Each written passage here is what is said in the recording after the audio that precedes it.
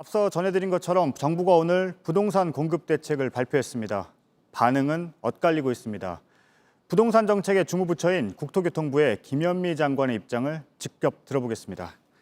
예, 어서 오세요. 네, 안녕하세요. 예, 부동산 정책의 주무부처 장관으로서 관심도 받으시고 또 요즘에 비판도 많이 받고 계신 게 사실입니다. 지금 3년이 지난 거죠? 취임하신 지가. 예. 그동안 주요 이슈에 대해서는 부처가 좀 가려지고 청와대가 주도하는 것 아니냐 이런 목소리도 있었는데요.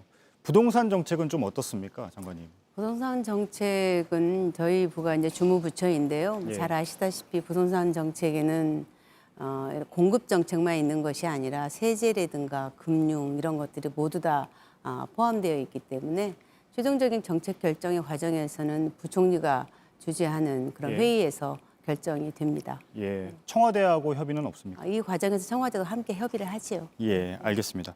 그럼 오늘 대책도 청와대와 협의한 결과라고 볼 수가 있을까요? 저희가 주택공급 TF를 부총리 주재로 예. 구성을 해서 지금 지방자치단체와 각 부처가 함께 참여를 했고요. 이 과정에서 청와대하고도 함께 교감을 했습니다. 예, 알겠습니다. 오늘 발표된 부동산 공급 대책으로 들어가겠습니다. 눈에 띄는 부분이요. 공공 재건축 부분입니다. 네네. 그러니까 용적률을 높여주고 층수 제한을 좀 해제하고 네네. 그 대신에 상당수를 기부 체납 네네. 받는 방식이잖아요. 네. 예. 그런데 층수 제한을 놓고 오늘 정부 발표는 50층, 최대 네네. 50층을 얘기했는데요. 서울시가 순수 아파트는 35층이다. 이렇게 얘기를 하면서 좀 다른 것 아니냐 이런 얘기들이 나오는데요. 정리를 좀 해주시죠. 해당 지역이 예. 준주거 지역으로 종상향이 된다면은 50층의 규제 완화가 적용이 됩니다. 그렇기 때문에 50층의 규제 완화라고 하는 것은 사실상 서울시하고도 교감이 되어 있는 부분입니다. 예.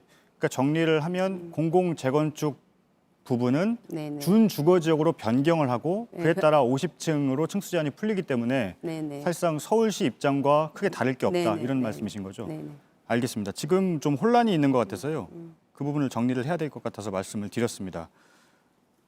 5만 가구를 예상을 하셨습니다. 공공 재건축으로 네네. 확보할 수 있는 물량을요. 네네.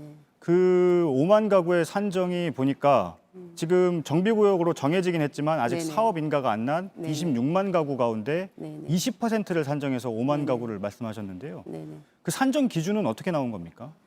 일단 사업이 초기 단계에 있는 지역을 선정을 했고요. 거기에서 전체 물량 중에서 가능하다고 저희들이 생각할 수 있는 부분을 20% 정도 산정을 했습니다. 이렇게 26만에 20% 정도 하니까 5만 호가 됐는데요. 이것은 저희가 오늘 처음 발표하는 것이기 때문에 네. 저희가 이제 발표한 결과를 보고서 해당 지역의 사업장에서 이제 의견을 아마 보내주실 거라고 생각이 됩니다. 그래서 거기에 따라서 최종적인 물량은 정해질 것이라고 봅니다. 예.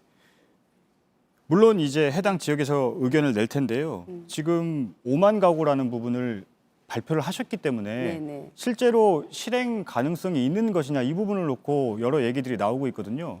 그래서 제가 산정 기준을 여쭤본 건데 사전에 여론조사를 했다거나 이런 아니요. 부분이 없는 건가요? 이런 것들은 미리 발표를 하게 되면은 예. 지역에 또 시장에 미치는 영향이 있기 때문에 최종적으로 발표할 때까지 저희들이 많은 보완을 지켰고요. 예. 오늘 이제 그 발표를 보고서 92개 사업장이 있기 때문에 각 사업장마다 의견을 좀 내실 거라고 생각이 됩니다. 저희가 지난번에 공공 재개발에 대해서 발표하고 난 이후에도 해당 지역에서 또 다양한 의견들이 있는 상황입니다. 예.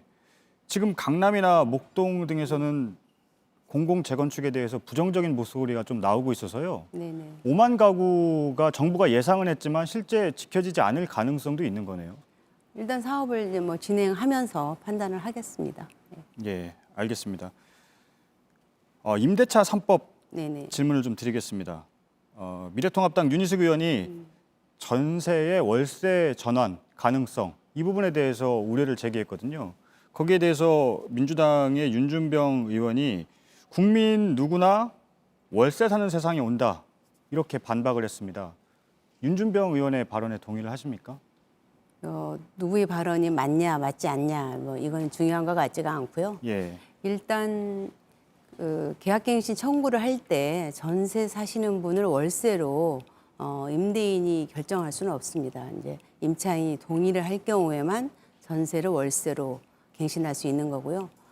저는 그것이 그렇게 쉽게 진행될 것이라고 보지 않습니다. 현재 전세를 월세를 돌리는 가장 큰 이유는 금리가 굉장히 낮기 때문입니다. 예. 금리가 낮으니까 전세금을 목돈으로 받아서 은행에 예치했을 때 나오는 이자하고 월세를 받는 것하고 비교했을 때 월세를 받는 게 많기 때문에 전세를 월세로 돌리는 그런 경향이 예. 있는 건데 지금 대부분의 서울에 임대하는 가구 같은 경우에는 갭 투자를 위해서 집을 구입하는 경우가 많습니다. 예. 50%가 넘고 강남 지역 같은 경우에는 올 봄에 70% 정도가 갭 투기를 통해서 집을 산 주택을 임대를 하고 있는 그런 경우입니다.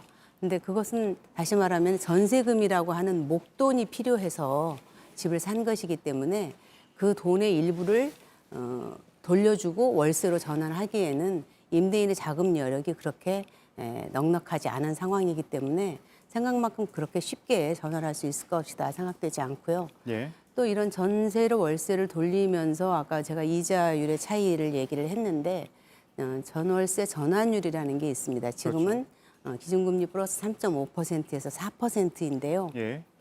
그것을 결정할 당시에 기준금리가 2.5 내지 3%였습니다. 예. 근데 지금은 0.5%이기 때문에 기준금리에 비해서 플러스되는 3.5%가 좀 과하다 이런 생각이 들어서 전월세 전환율을 낮출 생각입니다.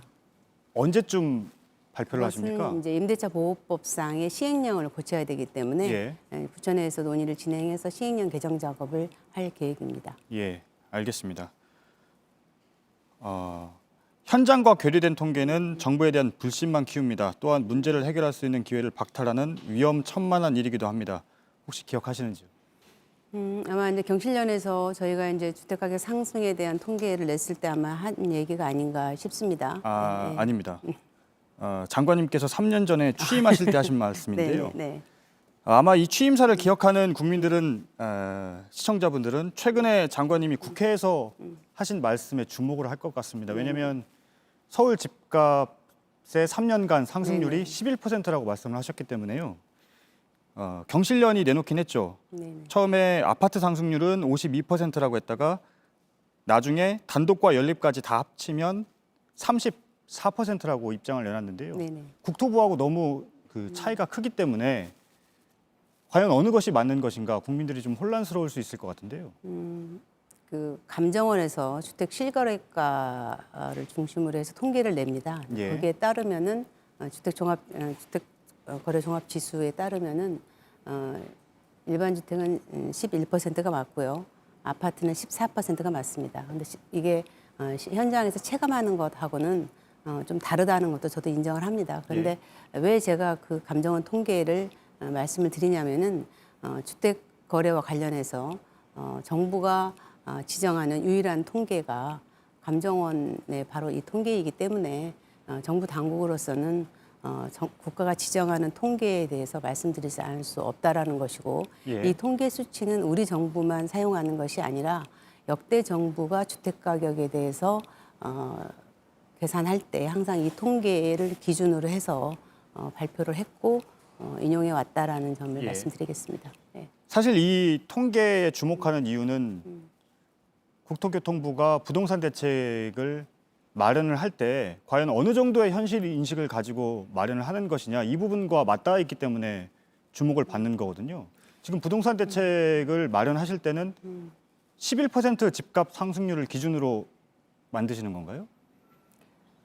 저희가 현장에서 느끼는 체감이 어떻다라고 하는 것도 누구보다 잘 알고 있고요. 저희가 거의 매주 주택 가격의 그 변동 상황을 체크하고 있습니다. 그렇기 때문에 현장의 분위기를 모르고 정책을 낸다 이렇게 말씀드리는 것은 사실과 좀 다르다고 생각을 합니다. 예, 알겠습니다. 그 부분은 여기까지 정리를 하고요. 다시 오늘 공급 대책으로 좀 돌아가겠습니다. 네네. 예, 공급 대책을 발표한 이후에요. 김종천 과천시장이 반대한다는 입장을 내놨습니다. 네네. 그리고 마포구가 지역구인 여당 의원도 네네. 사전 협의가 없었다. 네네. 마포구청장과도 사전 협의가 없었다. 네. 이러면서 반발을 했는데요. 이 부분은 좀 정리가 안 된 건가요? 작년에 혹시 3기 신도시 때 창릉 예. 신도시를 발표하고 난 이후에 일산에서 거세게 저항을 했었던 걸 기억하시겠습니다. 그런데 이 과정에서 해당 지방자치단체하고 저희가 협의는 하고요. 예. 이 문제도 저희가 주택공급 TF에 서울시에서 참여를 하고 있었습니다.